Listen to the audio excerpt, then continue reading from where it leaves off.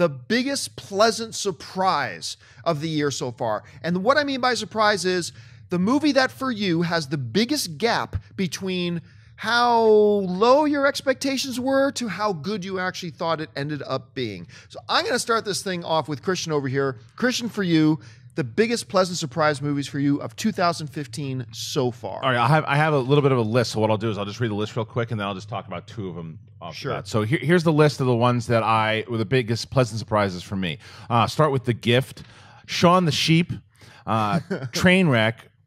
Me, Earl, and the Dying Girl, I know had a lot of critical acclaim, but I wasn't expecting much out of it. It Follows, Southpaw, Danny Collins, Cinderella, 71, Kingsman, and Ant-Man. Nice. For me, the ones that really stick out, Danny Collins was a movie because Al Pacino. Was so good. And Al Pacino's just another guy that at this point, one of my favorites of all time, but just has not been in good movies. It seems like he's just working to work. So I was like, oh, here's another generic movie. And if you haven't heard, hey, baby doll, what's going on? It'll stick in your head for the rest of the day. So you're welcome for that. You literally sing that like every day. He does. He comes in here every day. Baby doll. So that was a movie to me that it's lighthearted. Is it an Oscar movie? Not at all. But it was just a refreshing, fun movie to watch with Pacino again. So that was one. 71. If you have not seen 71, and it is a movie that because I just seen, I always mess up the Unbroken. Is that the one that Angelina Jolie did? I just seen Unbroken with Charlie O'Connell. Is that and I didn't love that movie. So going into 71, I'm like, this is just another movie. They're trying to push this kid as a star, and he is great in the movie, and it's heartbreaking. It keeps you at the edge of your seat. It's a crazy movie, but it's a movie that if you have not seen, check out 71. And then like I mentioned, Shaun the Sheep.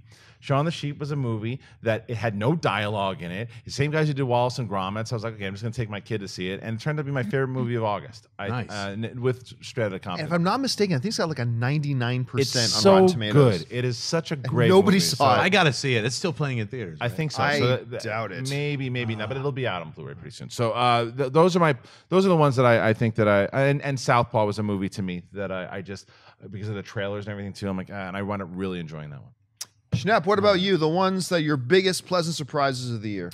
I had a slightly shorter list, but Trainwreck, The Gift, San Andreas, and Slow West. So I will pick, I would say for me, The Gift is one of the biggest surprises for me. Like I had already heard a lot about it, but I just saw it last week and was blown away by what an incredibly good film it is. It's not a horror movie. It's actually just a thriller, but it's really about people and how they treat each other. And I was shocked and amazed at how great Jason Bateman's performance was in that. I hope it doesn't get overlooked because that's Oscar-worthy performances by him and Joel Edgerton, I think.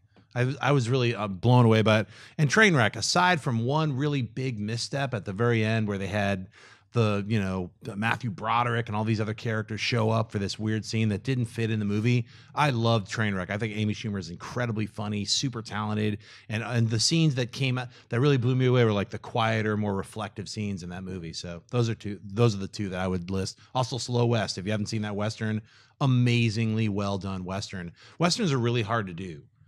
Because they can go really overly violent, or they could just be boring. This movie was incredibly well paced. Michael Fassbender, once again, amazing acting. So those are my picks. Yeah, I would also include on a sub list Trainwreck and The Gift as well. Like, absolutely, but the one to me that, and I didn't even think about this when I was first thinking about my list, and then I went down the box office list so far, the top 100 films, and I came across this film. I'm like, yeah, Paddington.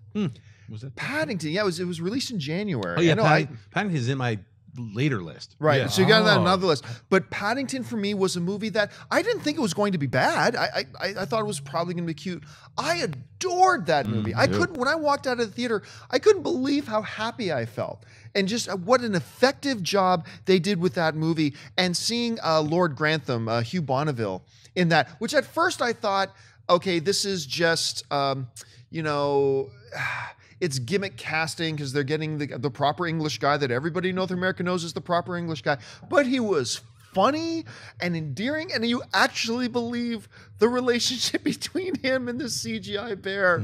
I loved Paddington. For that for me is my personal biggest surprise of the year, because I just did not expect it to be that good. Actually, what about you? What would you see was a movie that maybe you weren't expecting a ton out of, but you ended up walking out of really liking? You guys all talked about Trainwreck, and I didn't want to see Trainwreck just because the commercials for it were driving me absolutely insane. Every time I'd watch something online, they'd have an ad about it, and you'd see monogamy isn't realistic, and it was driving me insane. I was like, this movie's trying way too hard. Yeah, but you say that all the time. Exactly. I was like, stop trying to be me, Amy Schumer. Right. I get it.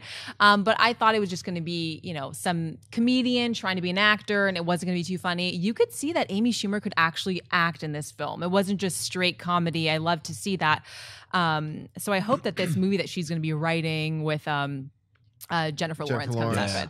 And another one for me that not a lot of people saw was McFarland USA. Early on in the beginning of the year, I didn't see anything, like commercials or anything about it. And then when I went to go see it, it just was so inspirational, and I really, really liked it. I wasn't even expecting, anything of it, and I wish more people saw it. You know what it reminds me a lot of? It reminds me of last year's the Disney film $1 Million Arm. Yeah. Another one of those films that's just like completely under everybody's radar. Yeah. And if they didn't play it at CinemaCon a couple of years, I would never have seen it. Right. But it was like, wow, this is really good. And that's kind of the same. I didn't like it quite as much as $1 Million Arm, but yeah, it was like one of those under the radar. Nobody's talking about this movie, and this has got a lot of heart. I was also going to echo It Follows. I had that on a later like a surprising list, but what a fantastic, really frightening horror film. Old done school. On Real old school. Done on a low budget. Yeah. I love the score. It definitely had that 80s vibe to it. It was really fun.